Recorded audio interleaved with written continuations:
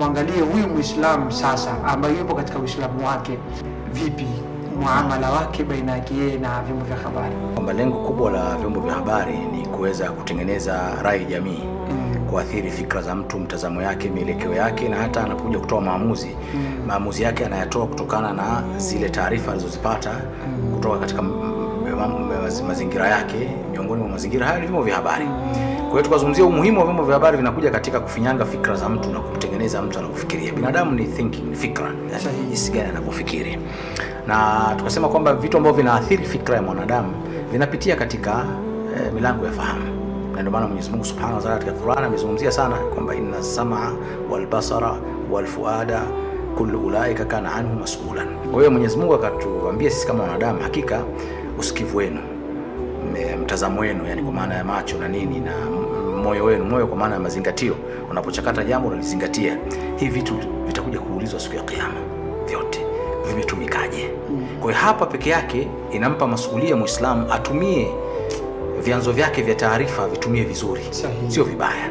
Yani asikilize vitu ambavyo vinakuwa vina manufaa na yeye, lakini vinavorandana na yeye kama Muislamu. Hii ni hatua ya mwanzo. Hii ni njia ya kwanza. Ya pili, anadili vipi na taarifa na habari.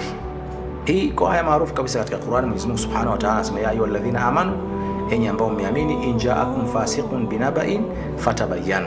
Qiraa zingine fatathabbatu, fatabayyanu an tusibu qauman bijahala fatusbihu ala ma fa'altum nadimin. Enyi Waislamu, anapoijieni mtu fasik au chombo fasik au vyanzo fasik, yani yote inaingia hivyo, cha habari tuseme, fatabayyanu, thibitisheni, kwa tafuteni uthibitisho wa yale yalokuja. Kwa sababu gani? an tusibu qauman bijahala, mnaweza mkawadhuru watu kutokana na zile taarifa mnazozipata bijahala, yani kwa kutoelewa, kwa sababu tu mmeamini moja kwa moja, na mwisho wake fatusbihu ala ma fa'altum nadibin, mkawa ni wenye kujuta katika yale ambayo mmeyafanya. Aya hii ni muhimu sana kuhusiana na masuala jinsi gani tunatakiwa tudili sisi na habari. Na Muislamu anapokuwa amepokea taarifa hata katika chombo cha habari, asichukulie moja kwa moja kwamba ni taarifa sahihi akaanza kuisambaza kuinini, sawa, imezungumzwa na radio gani fulani, sawa. Kwa hiyo anachukulia kwamba hiyo habari ni sahihi, kumbe ile habari imetoka katika chanzo fasik cha uharibifu. Anakuwa anasaidia katika kueneza uharibifu, inaweza kapelekea kumdhuru mtu. Wa idha ja'ahum amrun min al-amn au al-khawf, inapoijia jambo lolote ambalo linahusiana na usalama au linatishia, linaleta hofu katika jamii, jambo limewaijia, sawa, adha'u bihi, wanalisambaza kwa kweli.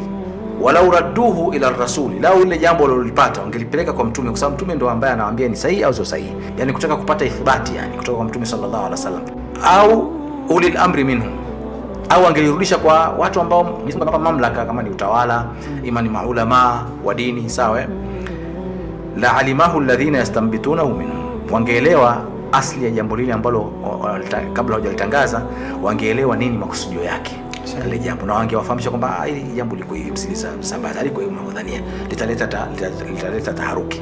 Kwa hiyo aya hii ni muhimu sana katika nyakati ambazo kuna taharuki fulani katika kama nchi tuseme au jamii. Si vizuri ukapata taarifa ambayo itazidisha taharuki kwenye jamii ukaanza kuisambaza kabla ya kuifikisha kwa watu ambao wanaweza kukwambia, wakai-analyze, sawa, wakaichambua, wakakwambia hapana shekhe, hiyo haikusudiwi hicho kitu, hicho kusudiwa ni kitu fulani. Lakini lau wewe ungekuwa umeisambaza, ungeleta hofu na kuvunjifu wa amani katika jamii. Kwa hiyo Muislamu anatakiwa adili na taarifa na habari katika misingi ambayo Uislamu umeiweka.